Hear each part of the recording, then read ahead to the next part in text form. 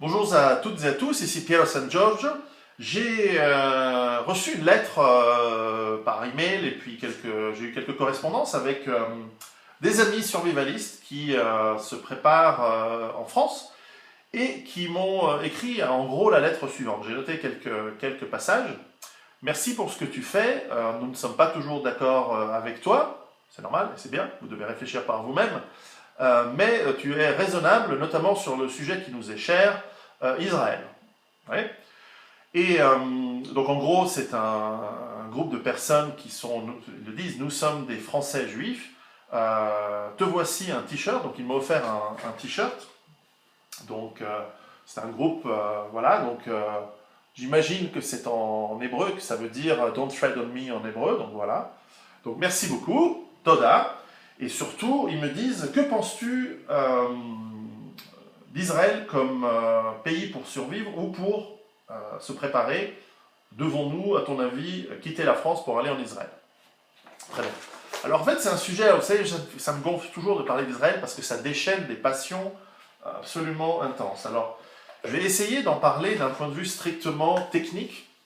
Et donc, ce que je conseille, si vous regardez cette vidéo et que vous êtes rabbik par rapport à Israël et que vous pensez que c'est un pays abominable, que c'est l'essence démoniaque pure, ou que vous avez la haine absolue des Juifs et que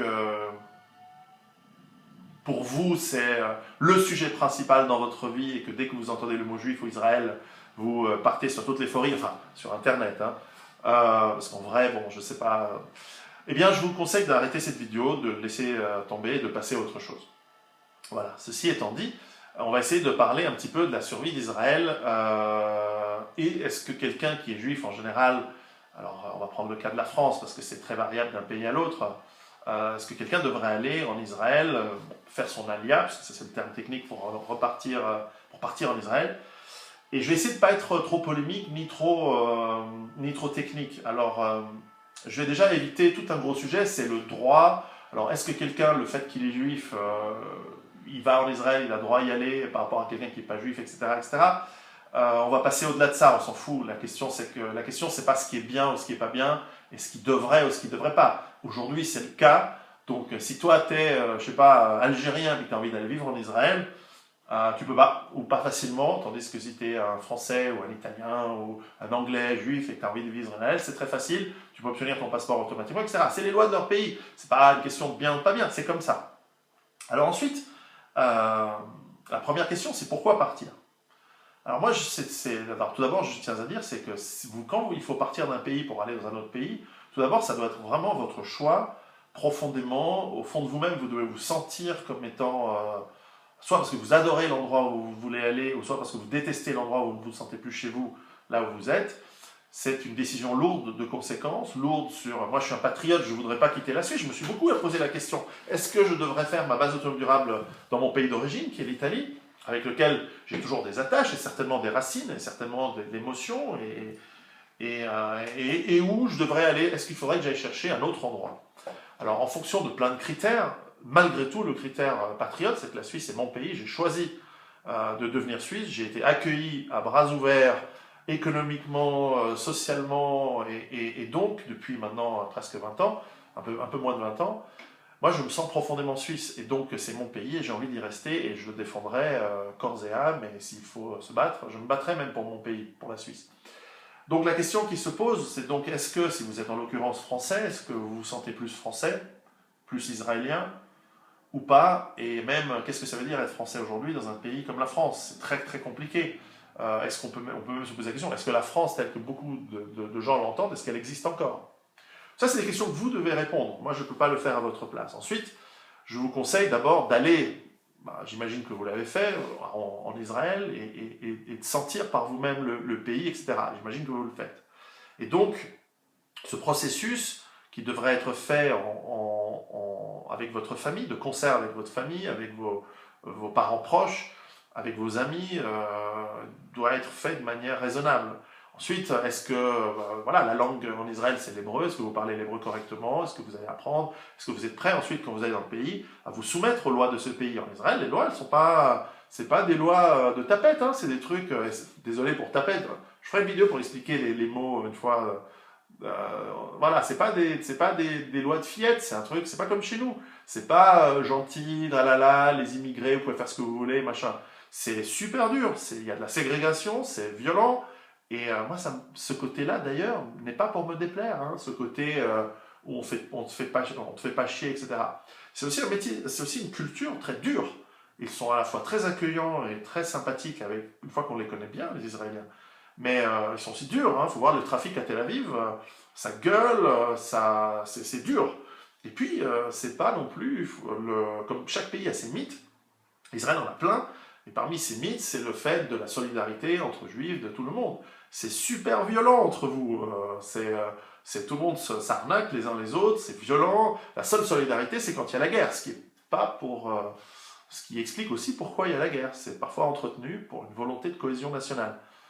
Pas toujours, mais c'est une des raisons pour laquelle c'est pas évident de faire la paix là-bas, parce que ça sert la cohésion du pays. Et puis, il faut voir aussi l'impôt, la taxation et tous les aspects de la vie quotidienne. Est-ce que vous êtes capable de vous installer? Est-ce que vous allez être dans une communauté proche de Français, où vous allez finalement beaucoup parler français et reproduire certains des réflexes que vous avez en France, bons ou mauvais? Ou est-ce que vous allez vraiment aller dans une immersion totale dans une communauté, ce qui est souvent la meilleure stratégie pour être accepté par les gens du coin, etc., en sachant qu'Israël, en plus d'avoir des facettes extrêmement multiculturelles au sein même des juifs israéliens, puisque vous avez des gens qui viennent d'Europe, donc des anciens Khazars, des séfarades, des gens du Yémen, d'Afghanistan, de tous les pays arabes. Il y a aussi des juifs américains, il y a aussi des Éthiopiens, avec tous les problèmes liés au racisme qui existent aujourd'hui, et même du racisme envers les séfarades. Il faut se rendre compte que les Israéliens, ils sont durs, surtout puis les Russes. D'ailleurs, et ce qui est rigolo, c'est qu'on voit que 90% des origines des Juifs qui habitent en Israël, en fait, ils n'étaient pas Juifs il y a 150, à l'époque où, soi-disant, il y a eu la diaspora sous Titus en l'an 70, par là. La plupart, ce sont des gens qui ont été convertis au cours des siècles. Donc les Khazars, ils se sont convertis, je crois que c'est au 7e siècle. La plupart des Berbères, des Séfarades, un peu plus tard également, pendant cette période, se sont convertis. Et donc en fait, voilà, c'est pour ça que je balaie d'un côté le côté droit, et quand bien même tes ancêtres viennent d'un pays, tu peux y aller parce que c'est possible, pas parce que tu as le droit ou pas le droit. Ça n'a aucun sens. Mais bon, je ne veux pas discuter de ça, ça n'a pas d'utilité. Ensuite, quand tu vas dans un pays, il faut voir où. Évidemment, le Negev, c'est le désert, donc il y a des avantages et des inconvénients. Les inconvénients, c'est évidemment l'eau, la nourriture, etc. Ensuite, il y a la partie extrêmement fertile autour du Jourdain, mais là aussi, il y a des problèmes d'hydrographie à cause des cultures intensives. Moi, j'aime beaucoup la partie du nord en Israël. J'aime beaucoup toute la partie qui touche le Liban. Toutes ces villes, Accra, etc. Tout ça, c'est des très très belles villes. Mais je voulais dire aussi, en Israël, non seulement il y a des différences de culture entre les Juifs, les gens qui ont des Israéliens d'origine juive, mais il y a aussi des Israéliens arabes, il y a aussi des Israéliens chrétiens. Et puis il y a aussi les expats, il y a aussi des gens non israéliens qui habitent en Israël. Puis tout en bas de l'échelle, il y a aussi des travailleurs immigrés, beaucoup d'Asiatiques, Chinois, Thaïlandais, etc. Comment cette multitude de gens de cultures différentes peuvent vivre ensemble? Aujourd'hui, ça va parce que l'économie tourne même très très bien en Israël. Mais comment est-ce qu'elle va tourner en cas de crise? Alors, en cas de crise, Israël, en fait, elle a des avantages et des inconvénients. Alors, en cas de crise, on va dire, c'est celles les plus courantes que nous rapportent les médias, même si dans la réalité, elles impactent très très peu. Il faut se rendre compte que la plupart des gens en Israël, ils ne sont pas dans la paranoïa de la guerre, ils en parlent. Mais la réalité, c'est que même quand il y a quelques roquettes, et là aussi, je ne veux pas rentrer dans le débat de qui a commencé, et pourquoi et comment, ce n'est pas le sujet de cette vidéo, mais lorsqu'il y a des roquettes qui partent du territoire du Liban, ou de l'infiltration de groupes qui veulent commettre des actes de terrorisme en Liban, et là aussi, je ne veux pas discuter sur est-ce qu'ils ont raison ou pas, mais enfin, ça se passe, c'est un fait, moi ce qui m'intéresse, c'est les faits, donc ça se passe. Ça ne touche qu'une infime partie d'Israéliens, et leur réalité est très peu impactée. Ça ne veut pas dire qu'ils ne doivent pas se préparer, parce que si tu es dans la maison où les mecs débarquent, t'es mal, et si tu es dans la maison qui se prend la mini-roquette, parce que c'est des petits trucs, la mini-roquette dans la tronche, bah, tu vas peut-être évacuer ta maison, peut-être elle est plus habitable, etc. Donc là aussi, tous les concepts de bug out, de sac d'évacuation, de plan d'évacuation, etc., ils sont légitimes et donc intéressants. Alors, les crises ensuite guerrières lourdes, ce seraient des guerres de haute intensité. Moi, personnellement, je crois qu'Israël, on pourrait discuter très longtemps, parce que comme je suis passionné d'histoire militaire, évidemment, je connais très très bien l'histoire de Tsahal, des forces armées en général israéliennes, la marine, l'aviation, l'armée de terre, et leur doctrine de lutte contre l'insurgence et la guérilla. Ils sont très très en pointe de cela parce qu'il y a beaucoup d'expérience. Alors, ça ne veut pas dire qu'ils réussissent à tous les coups. Vous avez vu comment la guerre en Liban, ça a été un désastre, et les différentes campagnes sur Gaza, elles ont été, en tout cas d'un point de vue de relations de presse et de relations médias à travers le monde, des désastres catastrophiques de donner une image très très négative d'Israël. Donc ça, c'est un problème. Et je le dis toujours, pour moi, Israël a fait des erreurs de politique étrangère gigantesques depuis les années 70. En fait, pour moi, depuis 1979, pour être précis, et si vous voulez, un jour, on pourra faire une vidéo où je pourrais parler de politique étrangère israélienne depuis 1979, et même peut-être avant. En tout cas, là, il y a vraiment eu des erreurs vraiment clés qui vont se payer. Donc, justement, des guerres sont possibles. Alors, des guerres à haute intensité, j'y crois pas, parce que justement, le Moyen-Orient, il se morcelle, il se détruit. Alors là, ce serait intéressant de comprendre s'il n'y a pas eu je suis sûr que oui, s'il n'y a pas eu une volonté des services spéciaux israéliens de encourager ou de fomenter cette cassure du Moyen-Orient, parce que des pays en chaos qui se massacrent les uns les autres, ce n'est pas des gens organisés avec des divisions blindées qui peuvent vous faire le coup de 1973 avec une invasion du Golan ou via l'Égypte, ou même c'était le cas dans les guerres de 67 ou 48 ou de 56, enfin plutôt 48 et 67, lorsque la Jordanie, le Liban, la Syrie, l'Irak, l'Égypte, bizarrement pas l'Arabie Saoudite.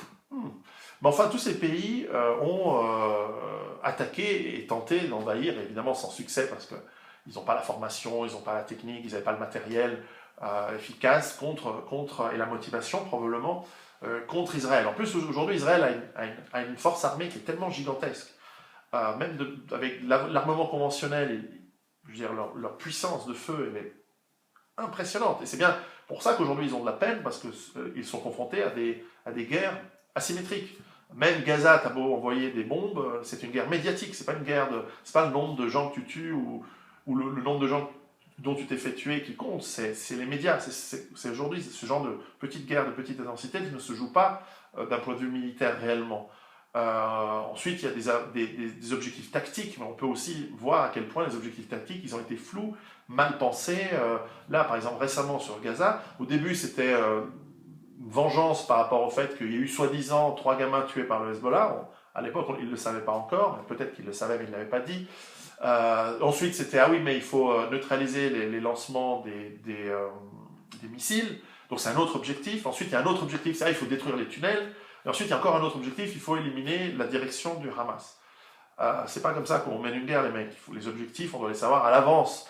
Parce qu'on ne se jette pas dans une guerre en disant « Ah ouais, puis je ferai ci, ah ouais, puis je ferai ça ». Quand vous faites des courses comme ça, vous rentrez avec 3 chariots pleins. Donc la guerre, c'est dangereux, et c'est vos gamins qui meurent. Donc c'est pas comme ça qu'on fait la guerre. Il faut avoir des objectifs très très clairs, quand malheureusement, la guerre, c'est l'ultime option. Et là, je suis même pas sûr que c'est l'ultime option.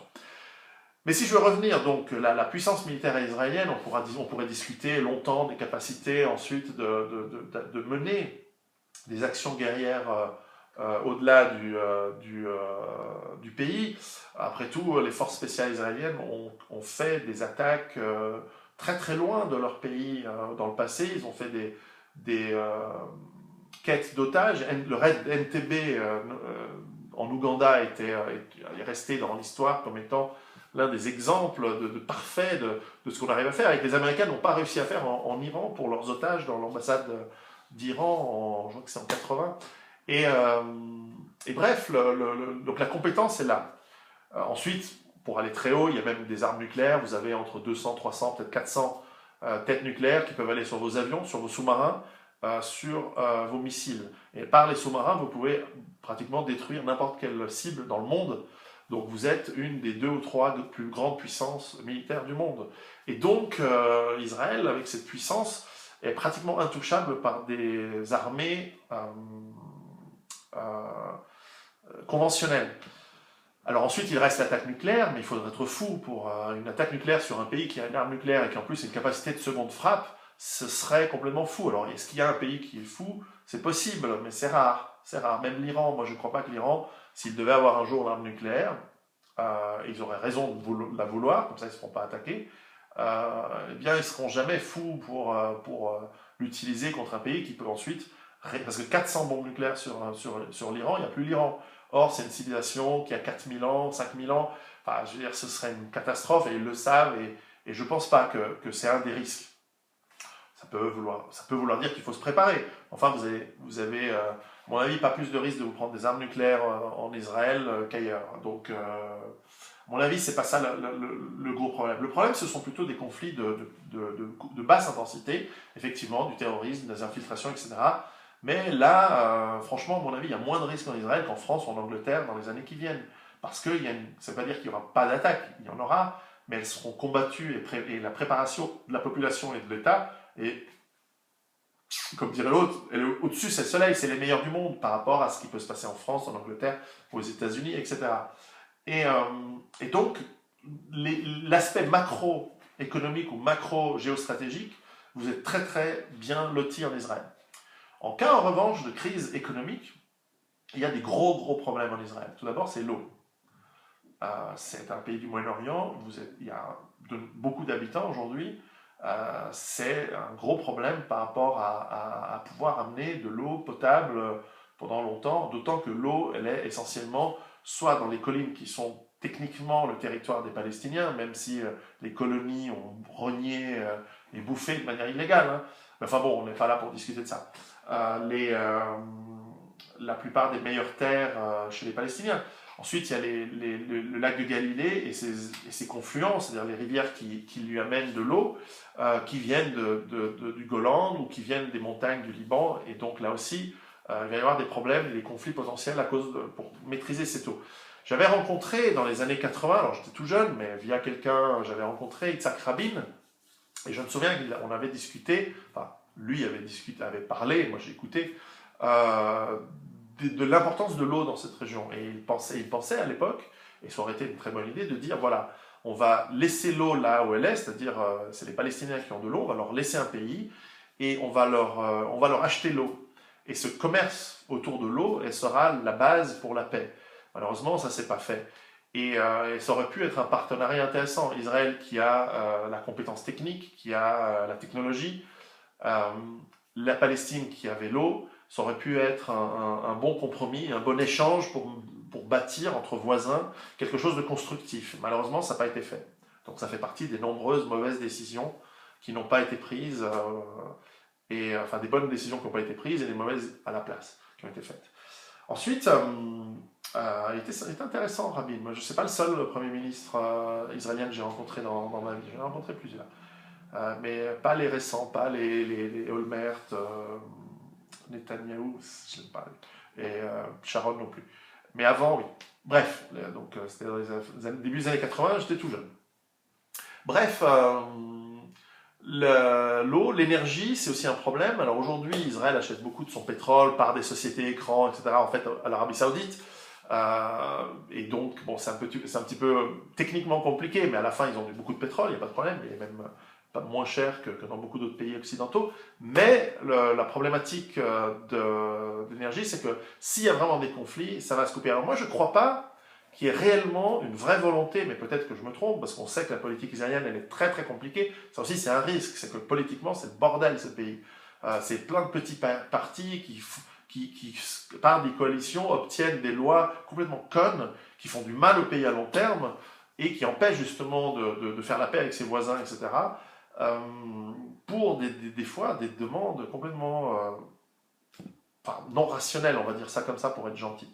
Bref, si, à moins de conquérir la moitié du Moyen-Orient, alors je sais que ça existe, c'est un plan chez certains pour conquérir jusqu'à l'Euphrate, jusqu'à l'Égypte. À mon avis, c'est dément. C'est la meilleure manière de mourir, enfin de détruire le pays et de finir. Déjà que c'est compliqué avec Gaza, vous imaginez ce que c'est que d'avoir la Syrie, l'Irak et la Jordanie. Ça n'a aucun sens. Enfin bon, des trucs suicidaires, des décisions suicidaires, elles existent. Hein. Je veux dire, les Allemands, en 39, ils pensaient qu'ils allaient la gagner, la guerre. Hein. Puis en 40, ils l'avaient gagnée. Puis ensuite, ils ont merdé. Ils sont allés trop loin. Donc, c'est pour ça qu'on parle pas beaucoup allemand en Europe pour l'instant, mais ça reviendra. Je m'égare. Donc, la problématique liée à l'énergie, c'est que il va falloir travailler avec l'énergie qui laisse. Alors là aussi, il y a du gaz en Méditerranée, dans les eaux territoriales israéliennes, d'autres qui sont un peu à cheval entre le Liban, Chypre et donc Israël. Et puis plus bas, il y a du gaz entre l'Égypte, les territoires qui devraient être à Gaza et Israël. Donc là aussi, potentiellement des conflits. Et j'espère que les bonnes décisions, c'est de partager, on va dire, encore une fois, technologie contre énergie. Mais pour l'instant, ce n'est pas la tendance. Après, avoir de l'énergie gazière, c'est bien, ça permet d'avoir un peu de chauffage l'hiver, ça permet de produire de l'électricité, mais ce n'est pas ce qu'il faut pour le transport. Et Israël est, à l'interne de son pays, incroyablement dépendant du transport routier.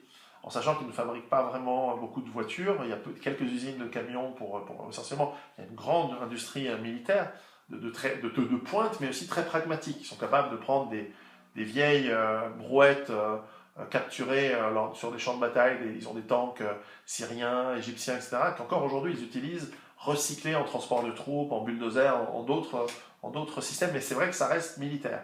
Donc c'est pas avec des anciens T-55 syriens que vous allez transporter les marchandises entre le nord et le sud d'Israël, etc. Donc probablement, il faudra développer les transports en commun. Mais les transports en commun, aujourd'hui, ils sont aussi basés sur des bus, sur du transport routier. Et mettre en place ce qu'il faudrait faire, un chemin de fer, c'est-à-dire remettre en place l'ancien chemin de fer turc, ottoman, et le densifier et rendre le réseau plus capable de toucher la plupart des grandes villes, notamment sur la côte, ça n'a pas été fait. Et comme ça a été fortement urbanisé, comment est-ce qu'on met en place un chemin de fer dans un endroit qui est fortement urbanisé? C'est extrêmement difficile. Donc, ça nous amène avec des gros problèmes économiques où, en fait, l'économie d'Israël deviendrait extrêmement sédentaire en cas de crise économique prolongée et donc moins capable de permettre la richesse économique avec le transport, etc. Donc c'est un immense défi de transport public et d'urbanisme. Et là aussi, c'est pour une fois, c'est pas de la politique étrangère. L'urbanisme en Israël est très sauvage. Ça a été fait de manière très années 70-80 et non pas avec l'idée en tête de l'autonomie et voilà, c'est pas une base autonome durable dans ce sens-là. Militairement, pour la défense, oui. Pour l'énergie, l'eau, la nourriture, difficile. Le lien social avec ses voisins, ça c'est vraiment compromis. Mais enfin, si vous déménagez en Israël, les points essentiels sont à couvrir. Donc, dans votre maison, dans votre appartement, est-ce que vous avez accès à un puits? Est-ce que vous avez de l'eau? Quelle est la source de cette eau? Est-ce que la nourriture, vous arrivez à en produire ou vous avez des liens avec des gens qui en produisent? Il y a beaucoup de production agricole, mais encore une fois, elle est mécanisée, elle nécessite énormément d'énergie. Et donc, ça pose pas mal de problèmes. Lorsque j'ai fait une conférence il y a une année, je crois, pour pré-lancement de mon livre en anglais, les discussions étaient essentiellement basées là-dessus. Comment se débrouiller pour avoir une capacité d'autonomie pour l'énergie. L'énergie, une des solutions en Israël, c'est le solaire. Mais là aussi, il faut investir maintenant. Donc il faut utiliser le grand capital immense qu'a Israël et les communautés de la diaspora pour financer des grands projets. Vous avez des déserts que vous pouvez couvrir de panneaux solaires, ou même votre maison, à niveau individuel, elle peut facilement produire de l'eau chaude par le solaire, mais surtout du photovoltaïque, d'électricité. Et pourquoi pas d'ailleurs investir pour la fabrication locale d'usines de panneaux solaires, parce que ça deviendra stratégique, la capacité à produire de l'électricité. Ensuite, les compétences, vous en avez beaucoup, vous avez des compétences intellectuelles, mais contrairement à ce que certains disent, souvent on entend dans les milieux un peu anti-juifs ou antisémites ou antisionistes, un peu cons, tu sais, en train de dire, ouais, les juifs, c'est que des avocats dans la finance, etc. Voilà, c'est des gens qui ne connaissent pas Israël. Pour ceux qui connaissent Israël, on sait que c'est un pays qui produit de la haute technologie, de l'agronomie, des médicaments, donc pharmaceutiques. Bien sûr qu'il y a de la banque et de la finance, mais il ne faut pas voir la diaspora new-yorkaise comme l'exemple de ce que c'est Israël. D'ailleurs, beaucoup d'Israéliens utilisent et ont besoin de l'argent et du capital de la diaspora juive à travers le monde, mais souvent ils les méprisent un peu parce que ce n'est pas des pratiques. même physiquement. On voit beaucoup d'Israéliens, d'abord ils sont physiquement aptes, ils ont fait le service militaire, c'est pas des fillettes, quoi. Ils savent bosser. Alors ensuite, il y en a qui, après un certain âge, ils dégénèrent parce qu'ils mangent pas bien. Ou il y a les religieux qui glandent rien toute la journée. Ça aussi, c'est une facette de la culture. Enfin, la plupart des Israéliens, ils sont sportifs, etc. C'est autre chose que l'image erronée qu'on pouvait avoir du banquier ventripotent qui ne fait que de l'argent par l'usure. Tout ça, ça existe, malheureusement, parce que ça donne une très mauvaise image à toute la communauté, on va dire. Ça, c'est un vaste sujet. Mais enfin, il y a un côté physique des compétences vraiment très très vaste. Donc il y a ce qu'il faut pour un pays, pour être autonome et donc avoir énormément de succès dans sa survie, etc.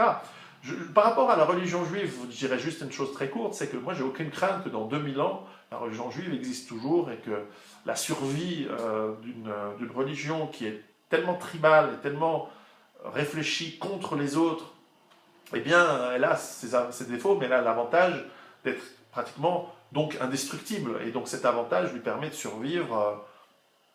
Alors ensuite, est-ce que ça amène la survie de ses membres? Historiquement, oui et non. Mais en tout cas, j'ai pas de souci. Dans 2000 ans, il y aura des juifs à travers la terre, ou s'il y a encore des humains, il y aura encore des juifs, ils seront minoritaires, mais ils seront encore là, et voilà. Et est-ce que les mêmes problèmes vont se répéter tout le temps? Ça, c'est un vaste sujet. Donc, au niveau de la culture, ça, c'est pas le problème. Le problème, c'est donc, est-ce que vous, vos enfants, vos familles, si vous bougez en Israël, est-ce que vous avez ce qu'il faut? Moi, je pense que c'est un excellent choix. C'est un très très bon choix, et certainement, si vous êtes une personne juive dans n'importe quel pays du monde, vous devriez réfléchir comme option à l'option d'être en Israël. Maintenant, moi, j'ai aussi des clients israéliens qui, eux, veulent avoir l'option de quitter Israël.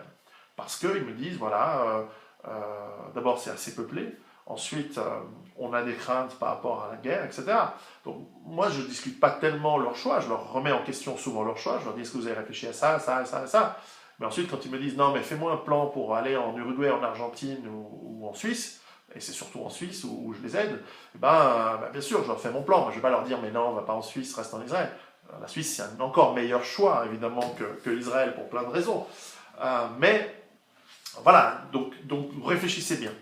Maintenant, l'autre chose, c'est qu'en étant citoyen israélien, vous pouvez influencer la politique du pays. Vous pouvez l'influencer par votre vote. C'est une vraie démocratie, Israël. Combien de démocraties mettent leur président, leur premier ministre sous enquête pour viol, détournement de fonds, etc. Très peu. La plupart des autres pays, ils font les mêmes choses, mais ils ne vont pas en prison. Donc ça aussi, c'est un signe d'une démocratie qui fonctionne. Ce n'est pas juste d'aller voter, c'est aussi de faire en sorte que les institutions, notamment le judiciaire et les médias, et en Israël, les médias sont très très libres. Vous entendez des trucs en Israël qui seraient impossibles à entendre en France, par exemple, ou dans d'autres pays. C'est vraiment très très libre. Alors évidemment, il y a des médias plus dominants que d'autres, et il y a des sujets sur lesquels la discussion est malvenue, et certainement si vous êtes pro-palestinien en Israël, il y en a, vous allez être vu par certains et par certains médias comme un traître. Bon, voilà, mais en tout cas, c'est permis. Et vous pouvez discuter du 11 septembre, vous pouvez discuter de la participation des services secrets israéliens dans le 11 septembre en Israël, sans vous faire passer par un complotiste, etc., comme c'est le cas Enfin, il y a très peu de pays où c'est le cas, mais en France, par exemple, c'est un pays un peu fou au niveau des médias, vous pouvez même pas émettre des hypothèses basées sur pas mal de faits intéressants. Enfin bref, c'est pas le sujet, mais par exemple, je sais qu'en France, il y a tout ce débat autour du négationnisme, du révisionnisme, etc., ce qui n'a aucun sens dans mon esprit, parce que l'histoire, c'est l'histoire. Mais enfin, même dans mon pays, en Suisse, c'est un sujet, on ne peut pas discuter, ce qui est complètement con. En Israël, on peut discuter. En Israël, vous pouvez dire, non, il n'y a pas eu 6 millions de morts, peut-être qu'il y en a eu un peu moins.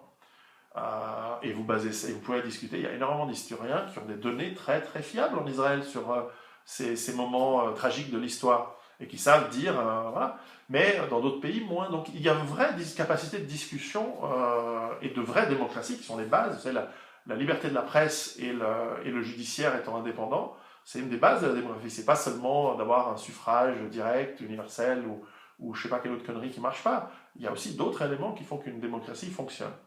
Donc, pour conclure, c'est très vaste comme sujet. Israël, c'est un pays complexe, pour un petit pays extrêmement compliqué en réalité, avec des dangers externes et internes. Il y a aussi, moi je pense que les dangers sont plus internes, c'est plus démographique et puis même culturel. Comment vous allez faire quand la démographie de la population arabo-israélienne, qui aujourd'hui est dans l'ensemble très contente de vivre en Israël, c'est mieux qu'en Irak ou qu'en Égypte ou que dans d'autres pays, et ils le disent.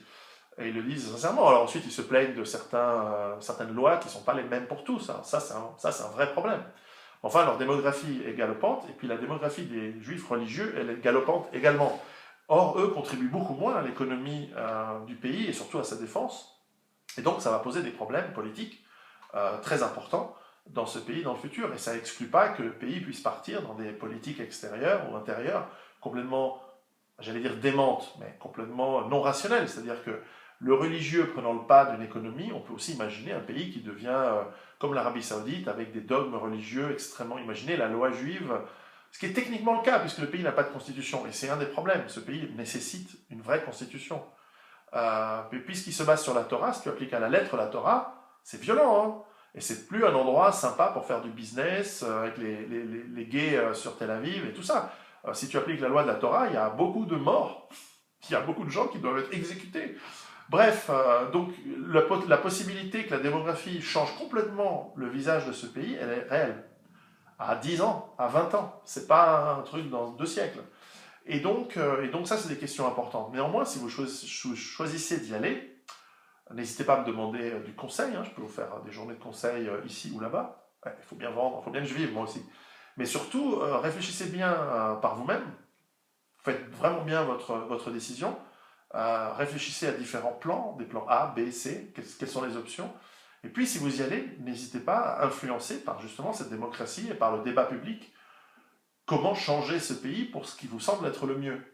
Et ça, je ne peux que l'encourager. Alors, ce qui est le mieux, c'est très personnel. Ce qui est le mieux pour vous n'est pas le mieux pour moi. Ce qui n'est pas le mieux pour mon voisin.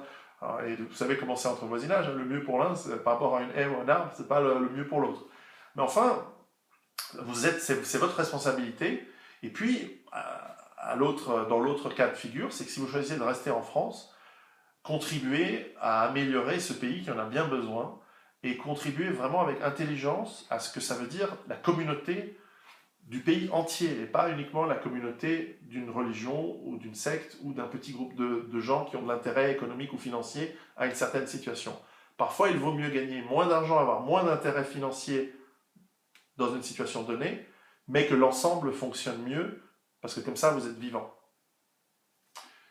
Comprenne qui pourra, un homme averti en vaut deux, et en tout cas, vous avez ma bienveillance, pas que vous, la plupart des gens ont ma bienveillance, et c'est vraiment avec un plaisir que je partage ma modeste, très modeste expérience et avis. Et encore une fois, merci, et que ce dicton puisse également vous servir de pensée intelligente et utile pour le futur. J'espère que c'est pas écrit genre une insulte. Tout d'un coup, je me dis, en fait, je lis pas l'hébreu. Ça se trouve, c'est écrit Piero Sanjo, c'est un enculé. Et je sais pas lire l'hébreu. Enfin, voilà. Donc, si ça se trouve, c'est drôle. Allez, à très bientôt, Toda. Et surtout, œuvrez pour le bien, parce qu'on en a besoin. C'est assez dur en ce moment. Allez, à bientôt. Ciao.